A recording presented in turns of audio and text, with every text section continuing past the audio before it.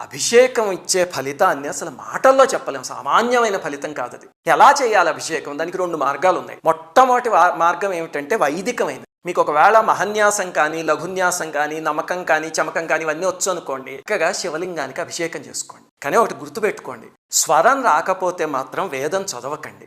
వేదానికి స్వరం చాలా ముఖ్యం. అందుకని గురువు దగ్గర నేర్చుకుని చదవండి తప్ప పుస్తకాలు చూసేసి వేదం నేర్చుకోకండి. అలా చేయడం ఎప్పుడు శ్రేయస్కరం కాదు. వేదాన్ని స్వరంతోనే చదవాలి. మరి అయితే నాకు వేదం రాదు, నాకు స్వరం రాదు, నేనేం చెయ్యాలండి? ఏమిటి అంటే, సురాదయ మహర్షి అనే ఆయన ఒక 15 శ్లోకాల రూపంలో రుద్రమంత్రాలన్నిటినీ ఇచ్చేశారు. అది ఎవరైనా చదవచ్చు. స్త్రీలైనా, పురుషులైనా, చిన్నపిల్లలైనా, ముసలి వాళ్ళైనా, ఏ కులం వాళ్ళైనా, ఏ మతం వాళ్ళైనా, ఎవరైనా, శివుడు అంటే ప్రేమ ఉన్న ప్రతి వాళ్ళు చదువుకోవచ్చు.